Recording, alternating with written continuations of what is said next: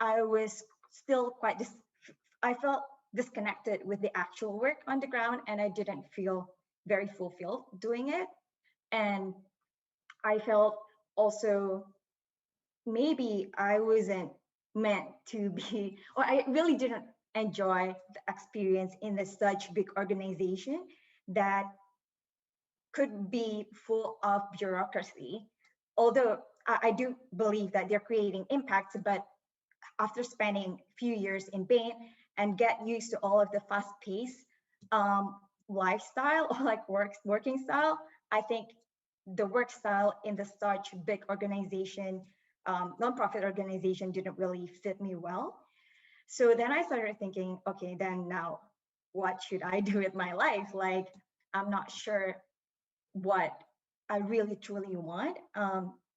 So then I thought maybe it's a good time to take a pause and do an MBA. So at least I'll have 2 years whereby I can really try to search my passion and like really rethink of, as cliche as it sounds, the meaning of life and what I'm actually really looking for. Um, so that was basically the trigger why I wanted to apply for MBA, just to really find what I wanted to do for the rest of my life other than consulting. And here he is. Then I just applied, and I was very, very lucky, I must say, to be able to join the HBS MBA. And so far, I think it's been pretty interesting and helped me to experience a lot of different things that help me to also rethink my priorities in life. Um, I think that that is it for the overview. Did I miss anything, Ricky? Oh, I think that's great. Yeah, Kak David, would you like to uh, talk about yourself and your journey to the Yeah, MBA? yeah, sure. So, yeah, hi everyone. Also, thank you for the opportunity. So, Ricky has already shared about my background. So, probably similar to Pauline, I'll just explain it a bit more. So, as mentioned, I studied electrical engineering in Singapore. Then, after graduation, I decided to go home to Jakarta and I work as a product manager at Traveloka because my background was in engineering and I always thought that I'm a tech guy. So let's just try becoming a product manager in tech. And then it turns out that I like the job as a product manager. So I did that job for back then 2 years until I started reconsidering my options. So for example, back then in the next 1 year, I will have 2 years of work experience. Then 3 years is like a moment where people start to reconsider where should I go next? Should I continue in the current place or should I try new things? And that's what happened to me. And then um, I started considering other options, and then at the same time, I got an external trigger as well. So I was an Olympic participant in high school representing Indonesia. And then because of that, the government awarded me a scholarship. And then after graduation, I still tutored the juniors in Olympiad. And then there was one moment when I went to Bandung helping to tutor the soon to be representative for Indonesia at the Astronomy Olympiad. And then I met the person from Kemendikbud, and then he told me that I should continue my education because I got a scholarship anyway. Then um, that made me think again, should I continue my study or do I even need that? But then at least it made me start thinking again about going back to school. So I tried to research if there's any program that may fit me. And then I started to think actually, what do I want to do after in the long term, for example.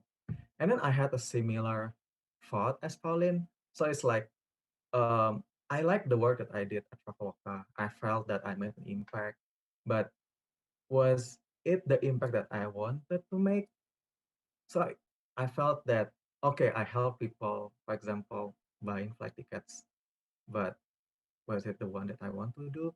And then at the same time, as I mentioned, I tutored students for Olympiad, and then I thought that seeing the students winning the medal gave me more joy than what I did at Travolta. So probably I wanted to do something else. Then, but then what? I didn't know. But I knew that I like a lot of things. So going back to school may give me some time to pause, to think again, and to actually explore the options. And then I try to see what programs will help me to explore all the other things, and then came out to be an MBA because I will have the opportunity to learn probably how to say it, holistically, like business, economics, and for finance, and basically many things that will help me understand like from multiple perspectives. So that's how I came up with the idea to do an MBA. And then another thing about MBA is that I feel it is a safe space, although expensive, um, to try new things. So if let's say I try to build something and I fail, I may lose many things. But if I do it at school, well, I'll just lose some time at school. So it feels safer. Right? And then another thing is that why US for MBA? I think one to begin with, there's a reputation that US MBA is the best. So it's like, okay, I should start from there. But then after doing research, I think I got my own reasons on why MBA in the US. First is I feel that the US MBA programs um, have the reputation indeed, but it has a reputation for a reason. And one of the main reasons for me is that it has a deep integration with the parent institutions. So for example, right now I'm at Yale School of Management, and it has very deep integration with the whole Yale University. Like I can take courses from all different schools in at Yale. So for example, if I'm interested in environment, I can take a class from School of Environment. If I'm interested in law, I can take a class from law school. So it helps me to build um, other expertise that will help me to connect the dots. And then another thing is that the programs in the US are mostly 2 years. So I think it helps because there's enough time to explore. I thought that 1 year is too short. So yeah, that's uh, what led me to choose MBA program in the US. Thank you very much, Ka David. And I think Ka Ayu has just, yeah, um, joined the room. Uh, Hi, Ka Ayu. Thank you again. Thank you for, hi. Thank you so much for yeah, coming and talking with us. We kind of gave your introductions, um, and Pauline and David have just kind of gone over our first question, which is kind of just telling us about your story to an MBA, what led you to choose an MBA, and kind of like um, why, yeah, just kind of like why you, um, yeah, why an MBA, and yeah, and so just talking about that, I'll give you some time to capture your thoughts, and I just wanted to kind of comment on some similarities I saw with Ka Paulin and Ka David, where like they came from very different backgrounds. Ka Paulin from consulting, Ka David from product management at Traveloka, but like the MBA gives a lot of really good value in terms of like being able to like rethink like what we actually want to do in life. And so yeah, that is one of the things that I kind of learned from the first two speakers. And so Kayu, thank you again so much for coming, and the floor is yours. Thank you so much, Ricky. Hi, David. Hi, Pauline. Very nice to meet you virtually. And hi, everyone. Thank you so much for having me preparing a material on this. Had me remember the memories when I was preparing for my MBA, and I just like what Ricky said. the questions that I had to answer during writing the essays was actually a soul searching process, um, because you're forced to question about what do you really want, and you're forced to write down what do you really want. So it's a really interesting process. So I'll just share some my deck.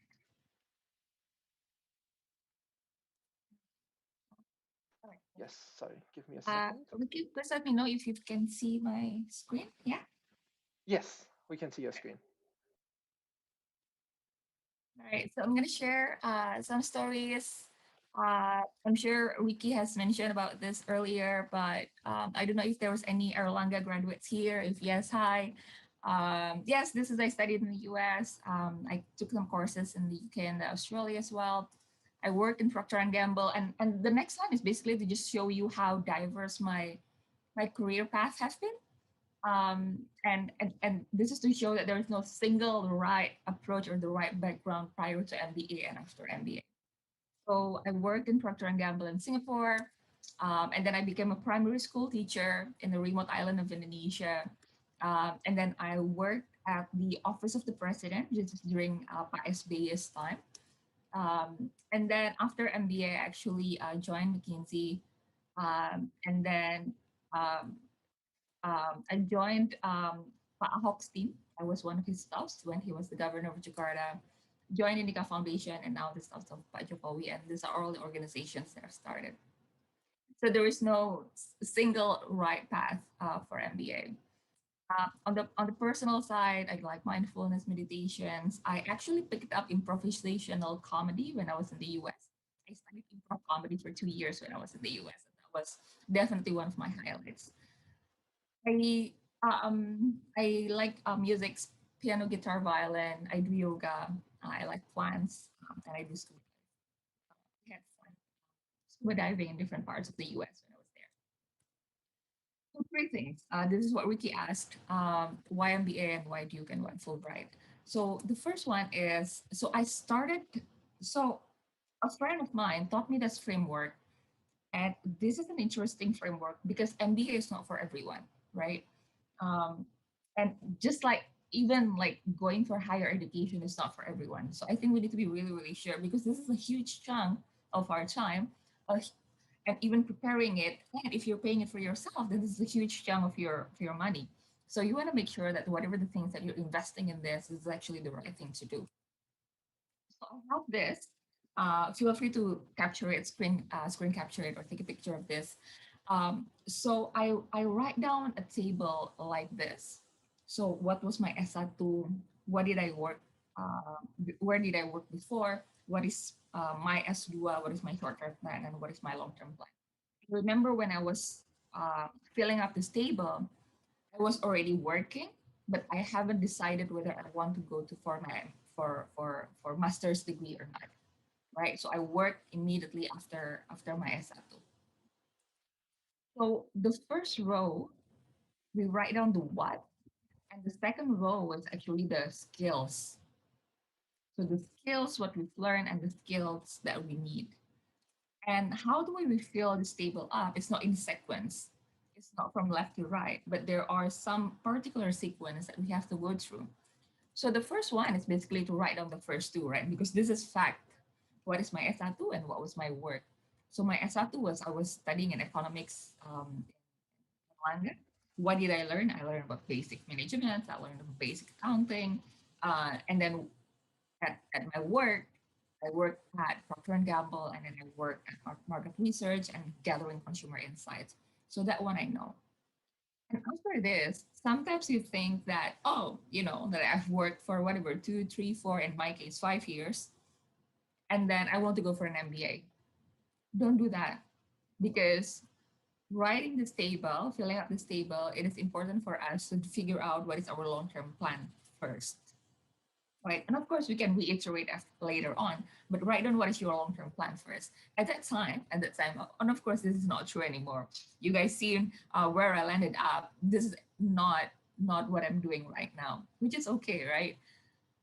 So at that time, my long-term plan was I want to have a social business uh, that actually can help other small and medium enterprises in Indonesia to thrive. Because I know that consulting, like the real business consulting, is really expensive. So I want to help out small and medium enterprises in Indonesia. So I need to learn. So the skills that I needed was business model, network, and the money, of course. Now, looking at my S1, my pekerjaan, and my long-term plan, what do I need for my master's degree and my short-term plan?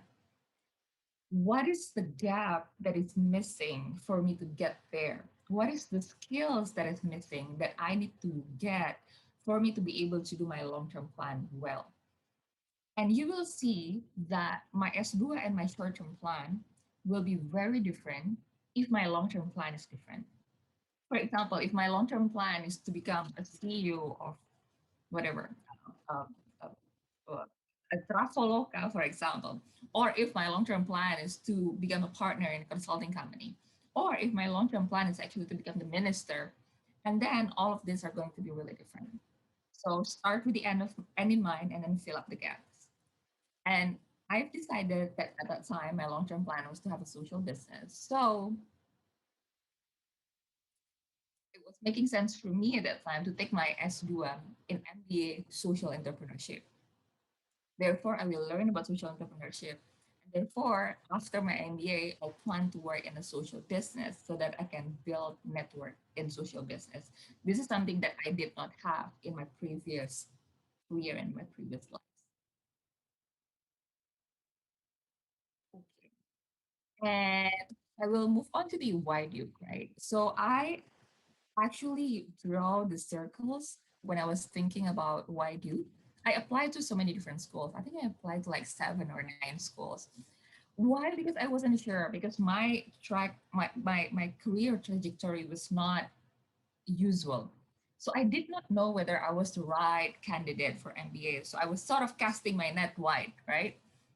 From so I applied to so many different schools. I applied to Stanford, I applied to Harvard, I applied to Duke, to Caleb, to Berkeley, to Boston Uni. Uh, I think I applied to Colorado as well. I applied to so many different schools to sort of cast my net wide. And then when I got the results back, so I think I got accepted in 5, I think. Um, I started to draw these circles and try to find what is the right intersections and which one do I want. Duke is very heavy on social entrepreneurship. They have social entrepreneurship classes. They have centers, social entrepreneurship centers. They have actually consulting cases for social entrepreneurship. So the intersection between me and my long-term plan, which we've discussed in the table earlier, was actually I want to study about social entrepreneurship and then make my own social entrepreneurships, right? It makes sense because that was my long-term plan and Duke will enable me to do that. The other school will give me different type of intersection, different type of stories. So for example, in Berkeley, MBA, very heavy on startup, right? The flavor, the type of the students that goes there are the one that wants to build a startup. If I were to join Berkeley, and then my intersection would be I want to study about how to create and manage startup company and make my own startup. Like you notice that my story is still relevant, like my me story is still my me story, but then the intersections becomes different in each schools because each school have different specialties.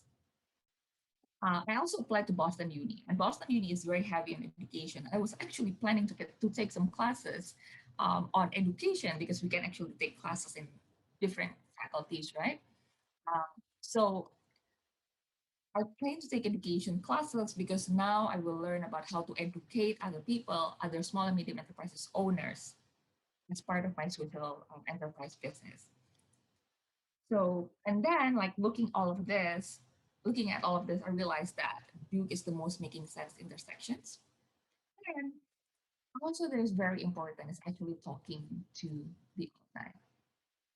I talked to so many different alumni, and then I realized that I think I clicked the most with Duke alumni because the 2 years that we're gonna spend in the US, or if you're studying in the US, or if outside of the US, these 2 years are not gonna be easy. Of course, there's gonna be time that is fun, but it's not gonna be easy. It's not gonna be a holiday. It's going to be hard work. There's going to be And then you'll meet with a lot of people who are um, equally equally ambitious, equally strong-headed, probably more successful than we are in whatever terms of success is. Um, and there are a lot of work, right? There are a lot of homework, there are a lot of activities. So this 2 years is not going to be pure holiday. We're going to have to do a lot of work. And if you don't like the people, it's going to be a very miserable 2 years. So make sure that you talk to the alumni, because this alumni will give you a sense how are the people in those schools. And if you don't like them, there's a good chance that you will not like the schools. And why Fulbright, right? When I was applying, there wasn't any LPDP yet, so I did not have that option. So Fulbright was the only option at that time. And how do I get Fulbright? I think I was very lucky that I have a lot of social impact background, because if you're looking at the recipients of Fulbright's scholarships, it's always people who have social impact, either work at the government or work at the think tank or have any social impact.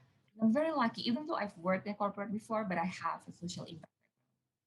So I think that was helping me getting into my MBA scholarships, because even though I got an MBA scholarships, I can prove to them that my path will still going to be on social impact, which is true until today, right?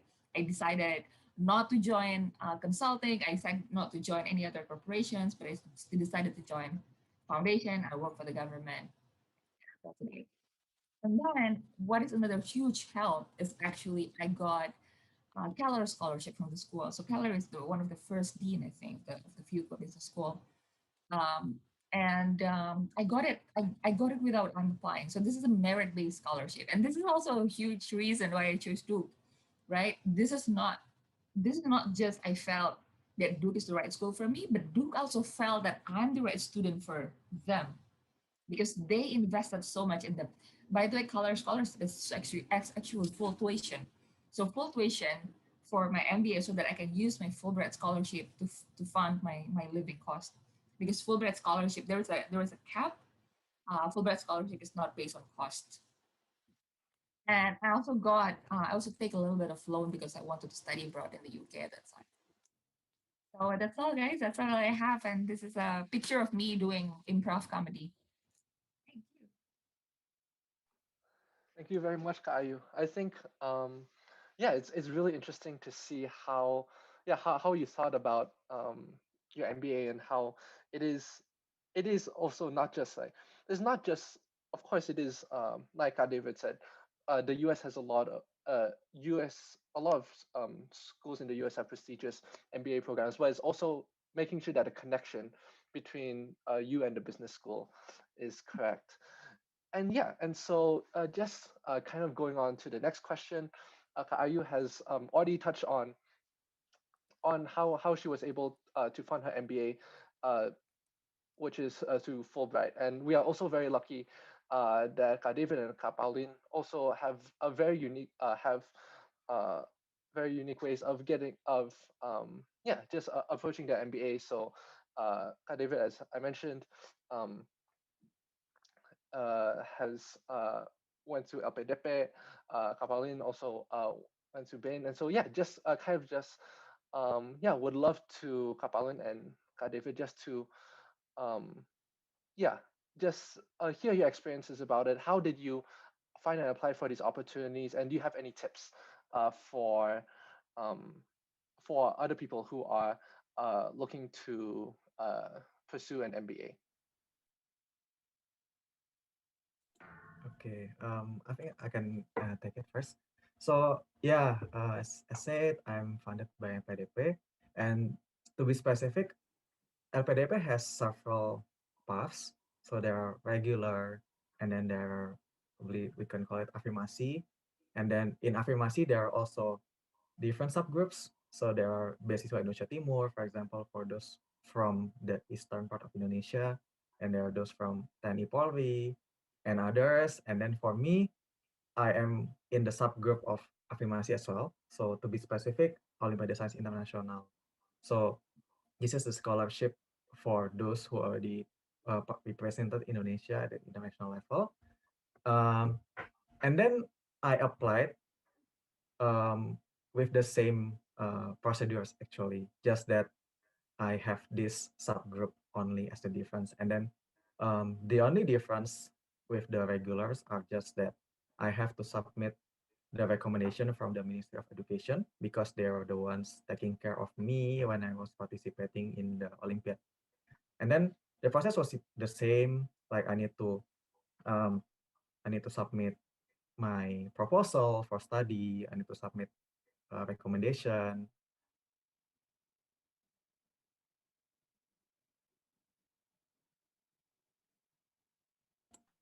Okay. So I think there was an issue just now. Yeah. So I just continue. So I need to submit the documents. You can check it on LPDP's website.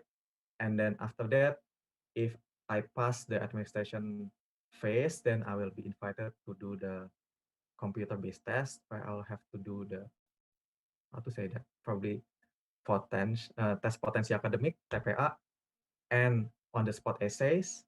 And then if you pass this round, then you will go through the last phase, which is the interview. And then if you pass this round again, then you will be like we will be called calon penerima beasiswa. And then once you are done with the persiapan keberangkatan event, then you will be called the actual penerima beasiswa. So there are phases in the LPDP scholarship application, and then there are a few things that you need to consider about applying for MBA program with LPDP. First is the list of universities. So if we talk specifically about the US, not all business schools can be funded by LPDP. So, and it also depends on your scholarship group. So the most restrictive one is the regular one. So for regular one, if I recall correctly, you can only use it for Ivy League business schools. Just to be specific, Harvard, Yale, Columbia, Penn, Wharton, Cornell, Dartmouth, and then MIT Sloan. I think Berkeley has now is on the list, and then Chicago Booth. But other than that,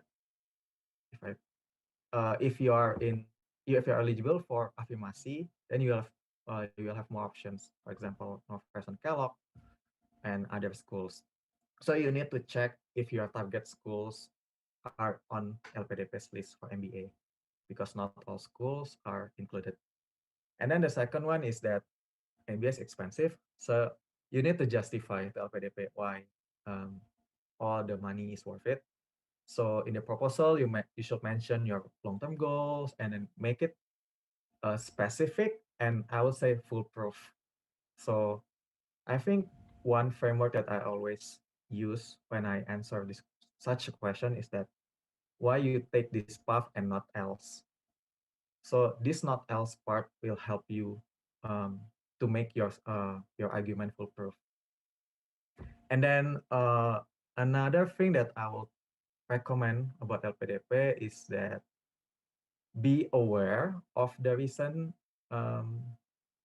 news and updates in Indonesia, because I will say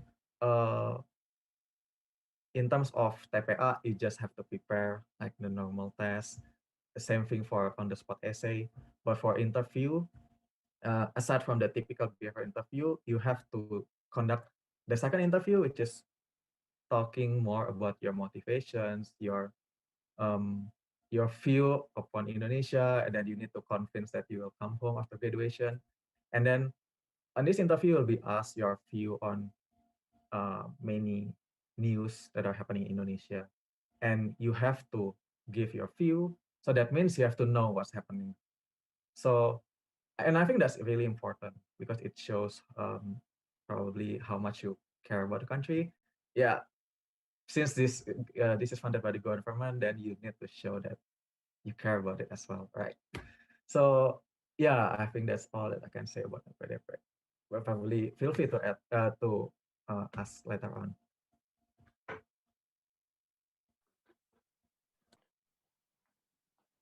Kak I Pauline? guess, yeah, sure.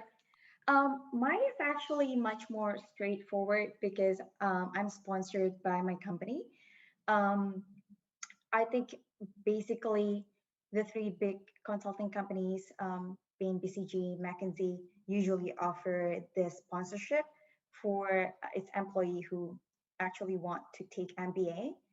I think in terms of process, we also do have to send an application that the application usually asks you about why do you want to take an MBA and what kind of skills that you're looking to um, get or develop by taking MBA and things like that, and how that will also support your next um, year with the company, because then we are expected basically to go back based on the length of the MBA period that you take. So if you take, I'm not sure whether it has changed, but during my year, if you take like 1 year MBA, then the bond, which means that you have to go back to the company and serve, then will also be only 1 year as well. But if you go to the US and it's 2 year MBA, and then you are bonded to basically work for the company again for 2 years.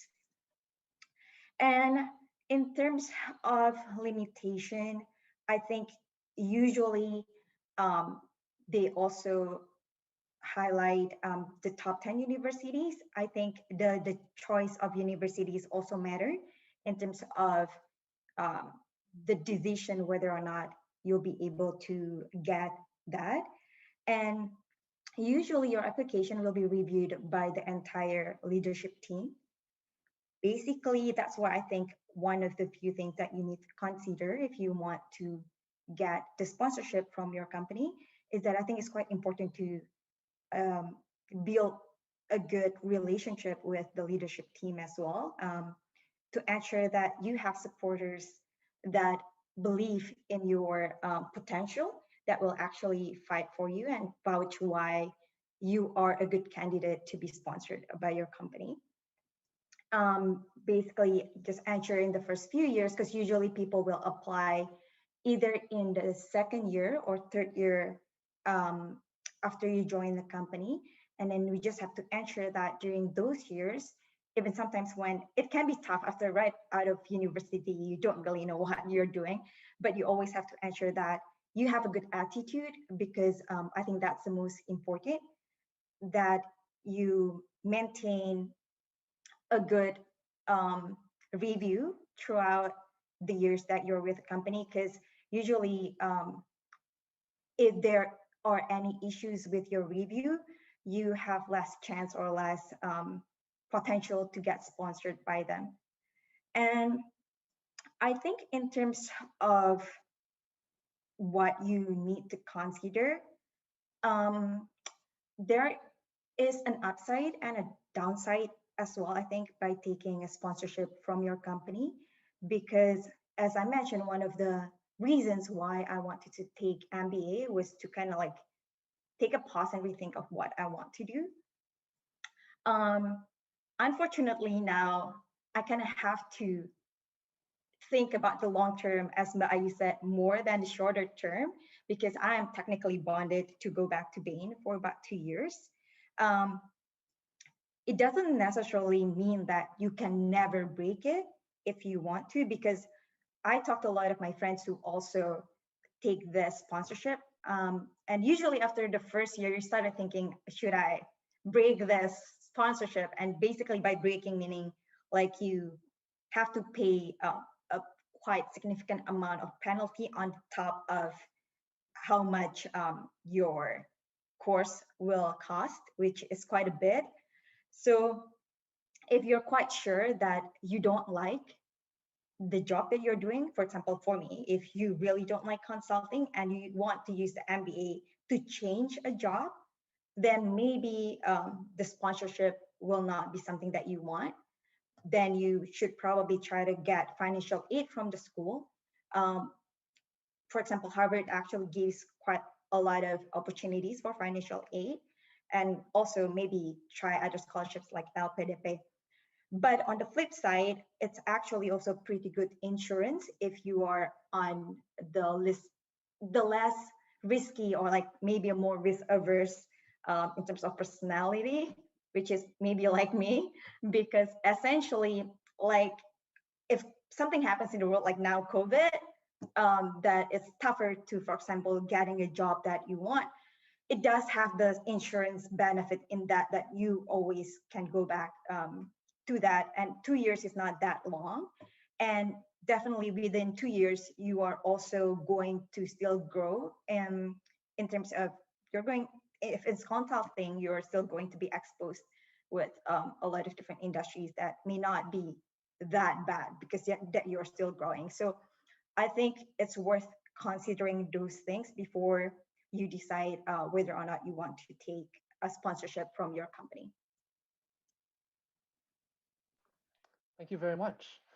Yeah, and so we have one very quick question before we open it up to our participants, and that is, yeah, in just like 1 minute, can all the panelists just talk about what is your most favorite thing about the MBA? And this can be anything from classes or even, yeah, or like, but are you like your the improv sounded really, really cool. So yeah, would just love to hear about that.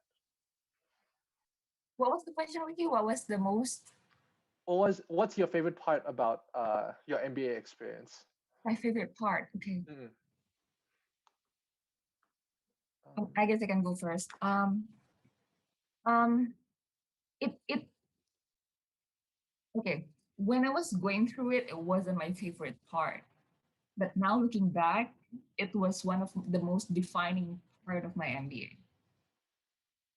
So when I was going through my MBA, it was definitely one of the hardest 2 years of my life because I was going through a lot. I've never studied overseas before, so my experience of classes has always been classes in Indonesia, which is very different with classes in the US, right? You're actually graded by your class participations. You actually have to read a lot of journals and articles prior to the class. Really, really different with my experiences in Indonesia. So I was struggling a lot from academics level. And then I was struggling a lot, I felt, I think, although I think my friends doesn't really agree with this, but I felt that I was struggling a lot from the social point of view because MBA, you will see this from a lot of the websites. MBA is like a 2 years party, right? I mean, of course, it's hard work, but people party really hard as well. And I never really understood partying. I never really liked partying. So I don't do partying. I have to sleep by 8 p.m. because I get sleepy really early. And I don't drink. Um, so it's really hard for me to actually find avenues to find friends, like socializing. And then at the relationship side, I was struggling as well because I was actually going through a divorce when I was 2 years in the US. And then from the financial side, there was time as well because my scholarship from the Duke is only enough. It's not a scholarship, right? It's basically like a waiver from the tuition. So I never actually got the money. From Fulbright is actually very, very it, it's it's just enough, like sometimes not enough for you to get into the living cost. So there are moments that I actually have to borrow money from my friends. And another part is there was actually this, now it is funny, but when I'm going through it, it's not funny. So I went to the US, I went to the UK for an exchange program, but then there was an issue with my visa, so I actually had to go back to the US after 1 month. So I haven't finished the classes in the UK, and then I haven't, and then I've missed the classes in the US. So I missed both semesters, and then my apartment already being rented out to someone else. I didn't have any money to actually rent another one, so I actually had to sleep at my friend's couch for 2 months at that time. Um, so those moments were hard, but on those moments I realized that I needed help, so I reached out because I think prior to the MBA, I was always sort of this like, like independent women. I can sort it all by myself. I can handle all the problems by myself kind of attitude. If I'm asking for help, that means I'm weak kind of attitude. So going through that makes me realize that that is not the right mindset. So I'm much more easier to ask for help right now. So those are I think the best part that changed who I am today. Thank you very much, Ayu, and yeah, for your yeah being very open with us, and um, yeah, I guess Kak David, would you like to go? Okay, I'm probably the least interesting one here because I'm the class of COVID. So um, yeah, there are I would say very few interesting experience because again we cannot go out for a drink, otherwise we get penalized by the campus, and then we cannot travel outside the state. So I will say I think my most interesting part of my MBA so far is actually the academic, I would say, part of it, in the sense that I did participate in some projects, for example. Uh, like one is that I helped a nonprofit in New Haven monitoring or mentoring the entrepreneurs coming from I would say minority background in the US. So that was, I would say, my best part so far because uh, that was my first opportunity learning about entrepreneurship, and then about what disadvantages do the minorities have in the US, or generally in getting access to financial help, or to mentorship, or to the knowledge. So it really helped build my knowledge, and that's, I think, invaluable experience so far. And then probably to add another joke, the interesting part of my MBA so far is to get tested weekly, because I do it on my own. Right? It's not like in Indonesia, or probably for those symptomatic where the people help to swab you. In my case, I do it on my own. So that's quite funny. Yeah. Thank you. And I guess Kak Pauline? Sure. I think I'll probably expand the question a little bit in terms of like what will be what I think is most valuable or interesting from my entire MBA journey, from actually applying, because I think that was one of the big moments for me as well. Um, because I actually never thought I would be able to be part of HBS. Like, I remember I was actually questioning, calling a few of my friends. I'm like, should I even apply? Like, I don't think I'm qualified. Like, it's Harvard. Like, never have even thought about like applying. And because some of you may not know my background, because maybe if you check my LinkedIn, all you see is like I joined Bain and like all of these universities. But I actually grew up, and I was born and grew up in Cianjur. I don't know if you know that. It's like a pretty small,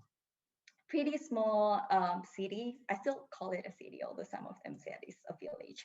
But anyways, like it's really small. And I grew up there till primary school. And like my parents' background were also, they're not from like a pretty wealthy family. Like my parents didn't actually go to university. Um, so like for me, I never thought at all when I was a kid to ever try to apply to Harvard. Um, so like I was doubting myself for the longest time until my friends were just like, Pauline, like you also never ever thought of like, joining the UN, and like, because I was in the UN back then when I was like considering. And I was like, that's right. And then my friends actually encouraged me and like told me, so what? Like you just apply and see how it is. You have to kind of believe in yourself. Like, and then I started thinking about like, okay, what's there to lose, right? If I really do my best, like if I don't get in, like that's fine. Like at least I know I've done my best to try to achieve what I want, and just try to believe in myself more. And throughout the process, as Ayu mentioned, also helped me to actually rethink about what I want, who I am as a person, like thinking about pivotal moments in my life that make me who I am today, what kind of values that are important for me.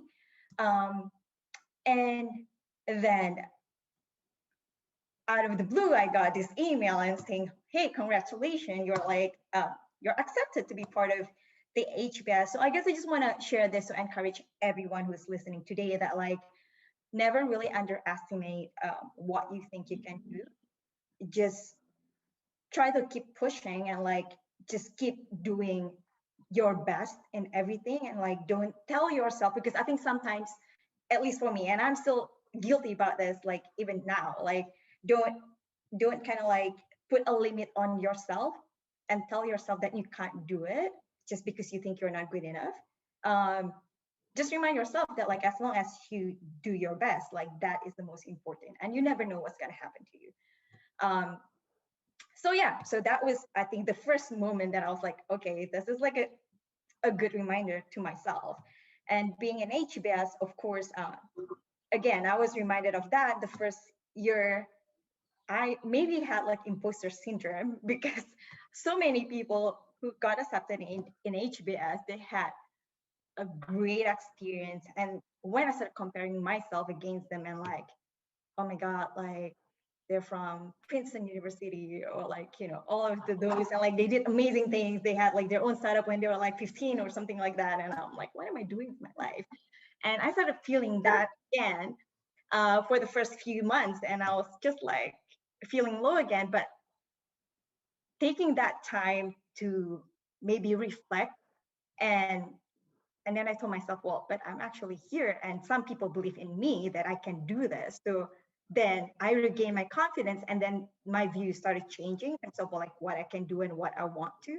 So instead of comparing myself to other people and like how good they are and look at myself how bad I am, then change that mindset and think about, okay, then if they're better, that is a good opportunity for me. So I can just talk to them, have like all those deep conversation and learn from their life, because literally you can meet anyone from all walks of life in here. Because there are like 900 people from all over the world, from like every different background. And those conversations are the ones that for me I find very meaningful, because it really helps shape me as a person, other than just like my hard skills. Because also maybe because my background, I was from consulting, so all of the classes that I took from the first year were not very new to me. So for me, the most valuable part of this experience has been how it has changed how I think personally about myself, and also about what is important in my life, and learning from other people's experiences, from actually listening to what they think and understand the point of view. Yeah, I think that's it. Thank you so much, everyone. Yeah, that it's really cool to just see how, yeah, it is the MBA. While it is an amazing academic experience, but it is also a very transformative life experience in many ways, as everyone has shared. And so yeah, now it's time, the last half an hour or so, to open up the floor for questions. And so yeah, participants, if you've seen on the Zoom chat, there's a link for you um, to add questions or to upvote questions. And so yeah, I'll guess we'll just start talking about some questions. So first one is to Kak David. Specifically, how is the transition from engineering and tech to MBA? Was it difficult, and what are do you think the main challenges? Okay. Yeah, I would say it's quite difficult. And the challenges were first, I think, the lingo. So I'm used to all the technical lingos like releasing product, testing, and then firefighting, all those things. But when I came to business school, what I have to learn is upstream, downstream, and then all the business lingos, a profit margin, revenue cost, and all these new things that I have to learn quickly. So I think that's the main challenge. And then another thing is I will say the mindset, or the way we think, because as an engineer, I think we tend to focus a lot on quantitative, but we cannot elaborate how we came up with that number or why does this number matter. So I think I took time to change or transform my mindset and the way I speak so that I can speak in the same language as the business people.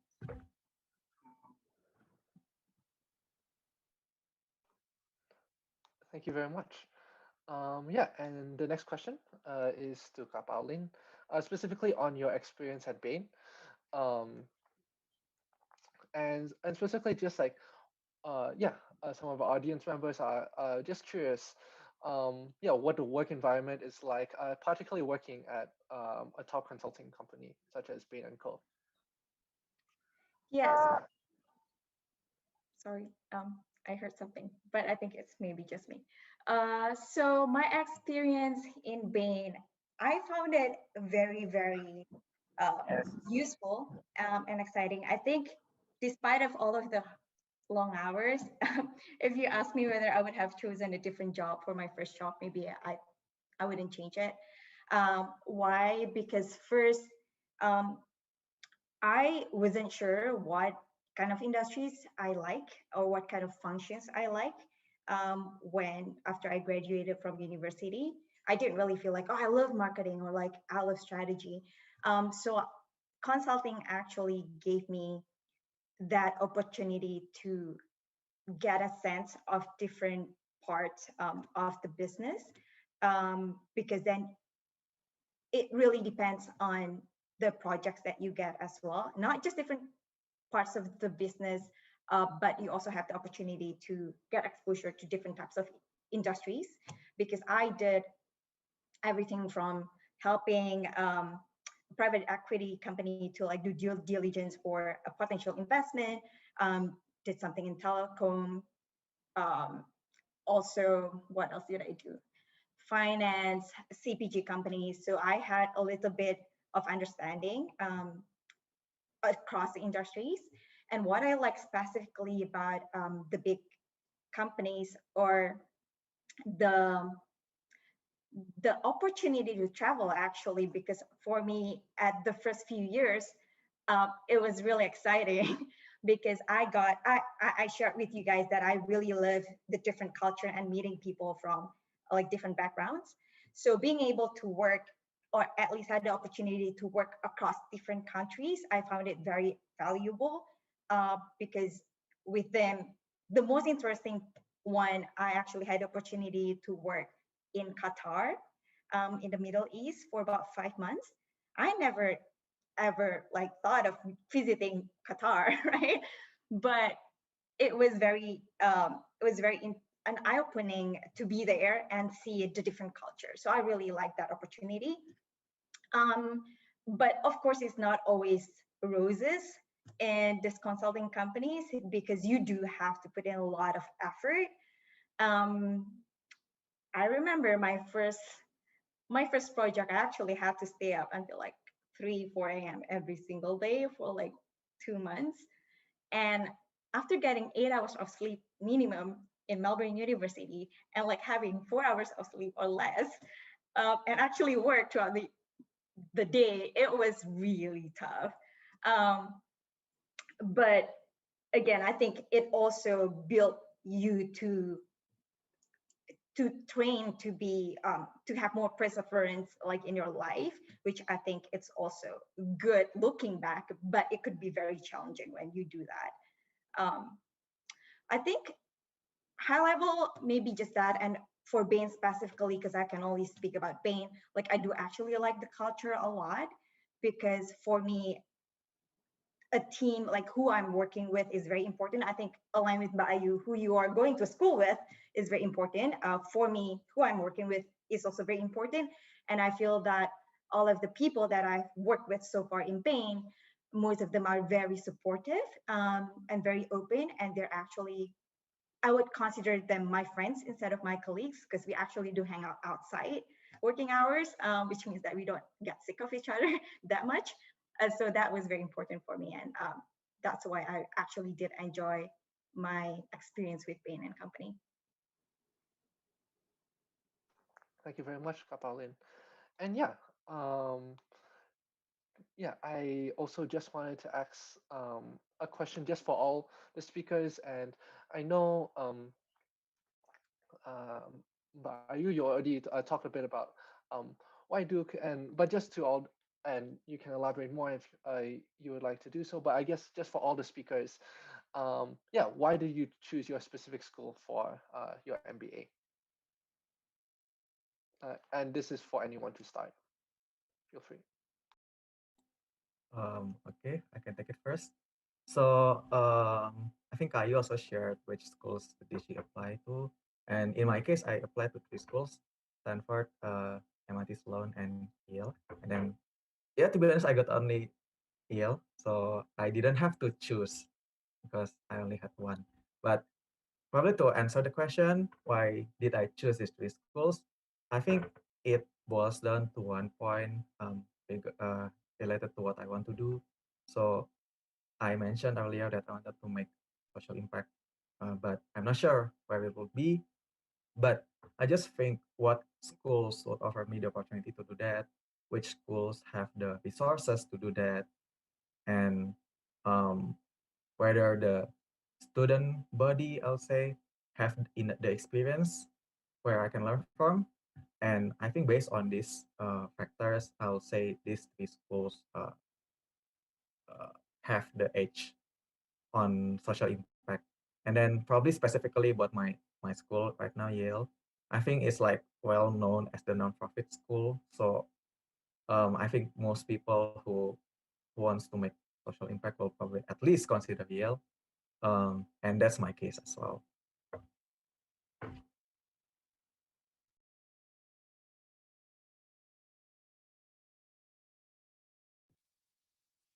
Yeah, I think I mentioned this earlier, but probably the two biggest reason why I choose Duke is that I felt that not only the school, not only that I choose the school, but also the school chose me because I got full scholarship. And Keller is very competitive. There's only like 5 or 6 people got in every year, so I'm very lucky that I was selected to get that. And the second one is the people. So I like all the alumni that I've met, and yeah, that makes it so much easier. Yeah, so I applied to HBS, Wharton, INSEAD, and Kellogg, and I didn't get Wharton. I got the other 3. Why I decided to choose HBS, I guess I kind of like work by elimination. Then I was thinking whether I actually want to do 1 year or 2 years, because I kind of like chose INSEAD when I applied because I wasn't sure whether I wanted to do 1 year or 2 years. So that was like my first decision point. And also whether I want to do it in Europe or in the US. And I thought after talking to some people, they also did mention maybe a year will not be enough because it can be quite short and intense unless you actually really know what you want to get out of it. Because I wasn't sure what I want to do. So I thought maybe 2 years will be more sufficient for me as compared to like doing a 1 year. And I also spent 6 months already in Rome, Italy, and like kind of Europe. So I thought then I want to do something in the US. So that's why I decided not to take INSEAD. And Kellogg, I think between Kellogg and Harvard at the start, I was actually still considering Kellogg as well because I wasn't sure whether I was a good fit for Harvard in terms of the culture. Because I heard some people could be pretty proud of themselves, and I wasn't sure if I'll be happy with that. Will I find friends? So I think similar to what David and Bayu mentioned, like I just spend more time talking to the students or like the graduates from the schools, and I decided to take Harvard because actually the school is pretty big. I mentioned 900 over people, so in the end I was like, I'm pretty sure I'll find the people that will connect with me. And I guess for me, I did look at the perception of the school brand as well. And I thought Harvard will enable me to get an edge in terms of the branding, be it whether I want to stay in consulting or I want to start my own business. Because if I do want to start a startup, I need to also try to raise fund. And usually it kind of help to have that brand on your CV. So I decided to take Harvard. Thank you very much, Kapalin. And Yeah, Nikki, I have one thing to add, if I may. yeah, for sure. The full scholarship given by Keller, in the practical sense, it was helping me because just like Pauline, I did not really I did not really know what I wanted out of MBA. And I want to make sure that I keep my options open. Um, because prior applying for an MBA, I only have Fulbright, and I know that is far from enough. I remember I was calculating it, and I think I need to top it up for like 1.1 billion rupiah. And I was like, there's no way, right? There's no way I have that money. But I decided, let me just try. And then so I was like really happy, really lucky that I got the Keller scholarship. And then it sort of lifts the burden from my shoulder, because then I know that I'm free to choose whatever career that I want after MBA. I don't have to choose a career that enable me to pay for my loan right away. Because I think, like considering my background and considering like what I want, what I've been liking to do over the past few years, I always like social sectors. And I know that it's not going to pay as much if I go back to corporate. But so I want to have that options open, and having a full scholarships enable me to have that options open. Yeah, thank you very much. That's a those are all very, very interesting. Yeah, very interesting points. And yeah, all the schools have their different strengths. Um, so yeah, it's really important to kind of consider all of those. Um, yeah, consider all of those factors. And I think the next question goes to Mbak Ayu. Um, and this is um, uh, actually kind of a point that Kapalin brought up about like thinking about MBAs in Europe or the US. And so the question is, did you consider taking an MBA in Europe, considering how you were interested in social enterprises? I did. But then once I got Fulbright scholarship, it sort of like narrowed my options into only US MBA. So I did apply to, I can't remember whether I applied to INSEAD, but I think I applied to some other schools as well. But then I got Fulbright. Just US. I'm like, yeah, I'm pretty happy with this. And I also wanted 2 years MBA because I want to travel. That makes sense. Okay, let's see. What other questions do we have? Um, I think there is one question about just kind of like as we've been talking about all the differences between yeah, just all the MBA programs, how they're all great, but like of course like there's different things, different strengths that you get from each one. And just I guess just thinking about like what have you seen practically in terms of the alumni? Like all of you have are either alumni or have talked with alumni, I'm sure. Like how have you seen the differences in the MBA show itself in its alumni, how they view the world, like the different skills that they bring. Yeah, just from like different MBA schools. If anyone wants to take this question.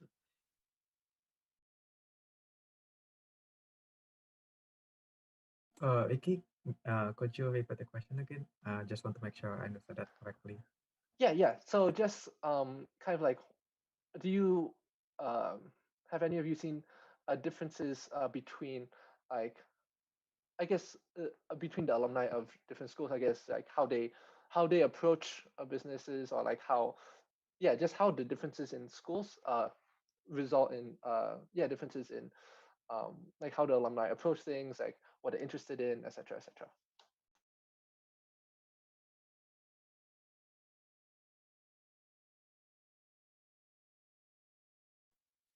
I guess I can take that. I'm not sure whether the type of school will make you approach things differently. I'm not sure, but I think the type of personality gives you an idea whether you want to be friends with them or not. And it's not necessarily about how do they approach things, right? But sometimes it's just like chemistry, whether you click or not with this type of people. So Yeah, I guess I also agree with Ayu in terms of other than whether you have like a specific thing that you're looking for in the school, for example, like if you want to start up and then you find specific school that has um, like a program, specific program that supports what you want, like Harvard has Harvard Innovation Lab, and I'm pretty sure other schools have. Um, Other than that, in terms of how like the school experience will shape you, I don't think that actually depends on the school itself, but it depends on like what you do in the school. Because I think it doesn't matter if you go to like a school that is very well known about startup, but like if you go in and you don't actually try your own startup or like do like a boot camp or talk to like entrepreneurs, like I don't think you will turn out to be like a good startup or entrepreneur after. So I think it really depends on how you use your time and who you talk to, that will change you or define how your experience will be like and who you'll be after the school. Not really so much on the school, I think. Yeah, I think echoing Kayu's and Pauline's point, I think there is no like one size fits all answer to this because, for example, Harvard has 1,000 graduates every year. Even in my school, which is considered as a small school, only has 350 per year. There are still variations among them. I think if we want to say like the generalization, yeah, I cannot speak for other schools, but I think in terms of my alumni, I will say the way the curriculum is designed probably helps to have some kind of mindset. So, for example, since social impact is very heavily added in the curriculum, I will say the alumni in my school tend to be very considerate in doing things, like they try to see from every perspective, and then they also try to help people. So I'm not sure, probably this is like a common thing across business schools, but at least that's what's happening like in my own case. And then they try to like go beyond extra miles because it's what the school teaches us to do. So yeah, probably that's it. Yeah, thank you very much. And so we are coming, unfortunately, near the end of our fireside chat. Um, and so we have one very final question for the panelists. Also, thank you very much, um, audience, for sending in your questions. And we are sorry that we can't, um, unfortunately, we can't get to all of them. Yeah, but just one last question for all the panelists is if you had one tip that you wanted to give to anyone who is considering applying to an MBA, what would it be?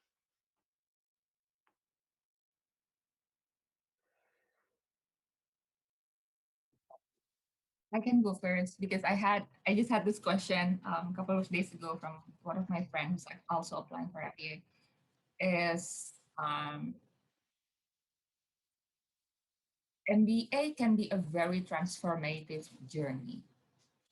I think it is very limiting if we do MBA just to get a checkbox in our CV or just to get a checkbox on all the things that we've done or to get a stamp. Of course, it's good to have all that, but don't do it just for that. Like coming to the MBA with an open mind and let the experience shape you, color you, influence you in so many different ways. And only by coming into an MBA with an open mind, you will get the most out of your MBA. because nowadays you can get those experiences from any online courses, right? Like, but the experience of going MBA, the life changing, the mindset changing that you get is actually, I think, the most important and the most valuable.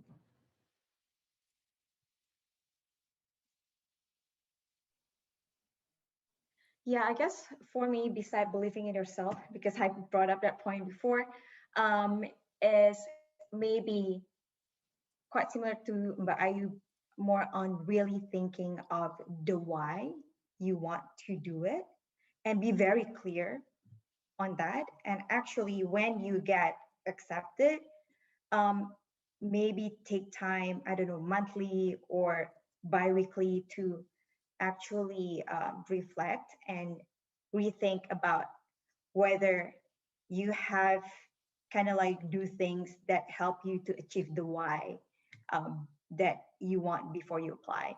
Because I think I was a culprit. I didn't do that in my first year. And I look back and I was like, did I actually really make the best use of my time here? And then, honestly speaking, I didn't think so. So this year, I started kind of like spend more time um, to kind of like a recheck and a sense check where I am and where I want to be. So I think that's very important to kind of like emphasize that in your journey to ensure that you get what you want out of it. Okay. I agree on Kayu's and Pauline's points. Probably just want to add as well that having an MBA can direct you to your long-term goals, but at the same time, it can also be overwhelming because when you're there, you are like exposed to many things. So that's why knowing the why is important because it can help you narrow down what battles you want to take. And then uh, that leads to probably my additional point, which is about prioritization. So this will be about your application as well as your time in MBA. So for example, um, when you are applying for an MBA, there are multiple components of it. Uh, Essay, recommendation, GMAT. Prioritize which one that you should focus on, because sometimes there is a, I would say, saturation point where when you improve it anymore, it doesn't help you that much. So for example, GMAT, let's say you already got 700 and then you have 2 months left. Probably you'll be better off improving your essays instead of getting 750. It doesn't help you that much. So prioritize which part that you should improve on, and then do it strategically. And then in terms of your time at business school, there are also multiple things that you have to do, as mentioned: recruitment, academics, networking, having fun. Prioritize the things that matter to you. And I think that's one thing that I did wrongly as well in my first semester. For example, as Asians, we tend to focus a lot on academics, and that's what I did, especially since I had to do my study online from Jakarta, so I had nothing else to do. So I could only study.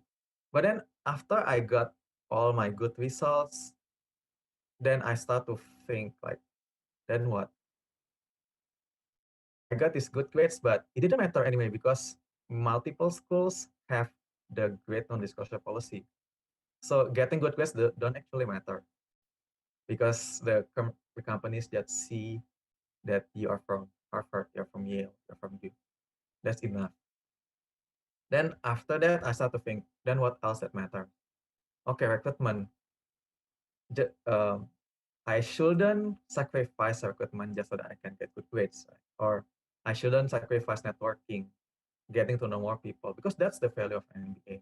Just because I want to get good grades, for example. So like prioritize the things that matter to you and the things that will add value the most to you. Yeah, I think that's what I can share.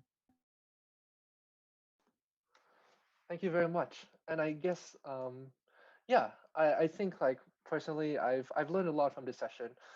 Yeah, as someone that is actually also considering taking an MBA, it's really interesting to see that there are so many different paths and so many different experiences, not only leading up to the MBA, but even like the MBA experience itself, and that it is life transforming, not only in like your career, but also like but in your academics, but also your life, your networking, and like but you mentioned like your mindset, how you think about things, and yeah, and so I really took a lot from the session, and I hope the audience also learned a lot, and yeah, we wanted to thank the speakers again. Ayu, Kak Pauline, Kak David, thank you again so much for coming and sharing your knowledge and experience with us. We really, really appreciate it. And thank you again, audience, for coming and listening to this, the fifth installment of our Warakada series. And so with that, yeah, we'll close the session. And thank you very much. Thank you. Thank you for having us. Thank you for Everyone, coming. good luck. Good luck.